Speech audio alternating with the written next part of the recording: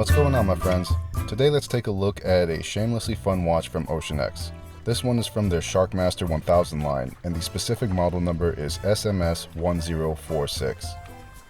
I've got the Oris Big Crown pointer date on the wrist today, just showing that off to you all before we get into today's show. This one is beautiful and also pretty fun with the date mechanism. It's a little extra, but also a little quirky in a way that I think is going to put a smile on anyone's face. Getting back to the Sharkmaster, the price is a little steep in my opinion. You can find these on their eBay store just north of $500. I don't care what any of you think, I will never condone a watch with a NH35 movement to be priced at anything above $300 to $400. It could be the best finished watch in the world, and even then my limit would be $400. With that being said, as I always do, I haggled with the seller, which is Serious Watches, and made an offer that I felt was acceptable, and they promptly accepted it. For the record, my eBay account is not associated with my YouTube channel at all, so in no way did that have any influence on the deal. I am not going to publicly disclose what we agreed on here. However, if you want to know, feel free to shoot me an email and I will share that price with you offline. As for dimensions, here they are on the screen. The Sharkmaster is built like how I like my woman, extra thick. I would have liked to have seen this watch at 13 millimeters tall, as it would have looked so slick, but for whatever reason they decided not to. Of course, as we all know, size preferences are purely subjective, so if you like a bigger watch, then this one is going to be right up your alley. It does wear fine on the wrist, and the size does help accentuate the rainbow aesthetic and wrist presence.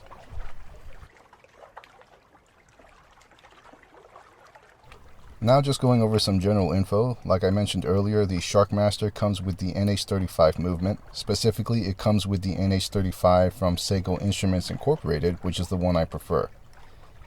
You're going to get the typical performance from a movement most of us are familiar with and a power reserve of 41 hours, which is more than acceptable if you wear this watch regularly.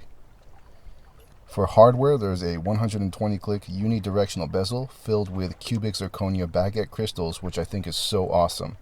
Sure, they're not real diamonds, but to me at least, they're the same thing as diamonds, and I frickin' love that.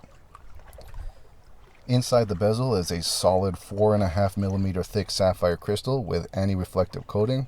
On the left side we've got a helium relief valve, and on the right side a screw down crown.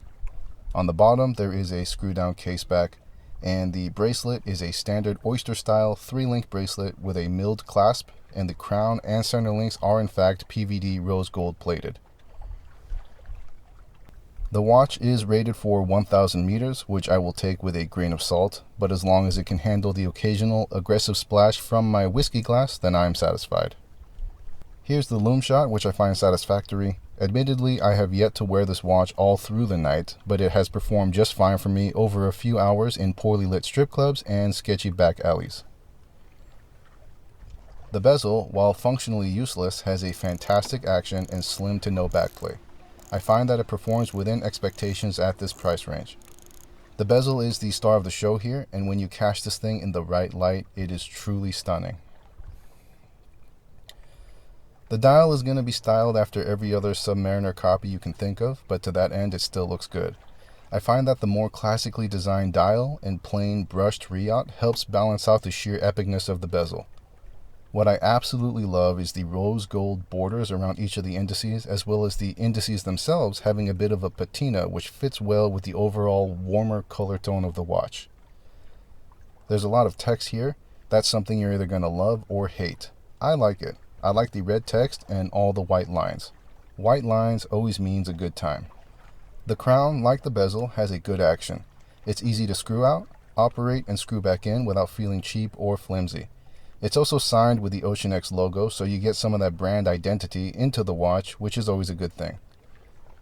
The bracelet is fine, nothing to write home about, but also nothing to criticize either. The clasp is going to be your generic mass-produced clasp, but it is solid and functions as it should. The adjustment system is via screw pins, so I know a lot of you are going to like that. Personally, I hate screw pins, but the watch community ain't ready to handle that discussion. There are also 4 micro-adjustable positions on the clasp, and I had zero issues getting the right fit on my obese 7 3/4 inch wrists. For my overall thoughts, I think if you can stomach the price tag, or if you can haggle down to a better price, then this is such a fun watch to have in the collection. At some point in your life, you just gotta accept the fact that rainbow gemstones are amazing and that resistance is futile. Even if you wanted to jokingly wear it as a gag watch, you'd be surprised at, number one, how many people are gonna compliment its refreshingly different appeal, and number two, how freeing it feels to introduce some colors into your wardrobe. We live in a gray and beige world, and this watch is the perfect escape from that. And with that, I've got nothing else to say. Thanks for tuning in. If you made it this far, a like and subscribe is always appreciated. I always enjoy reading your comments, good or bad, as it helps continue the discussion, and I'll catch you guys in the next episode. Bye.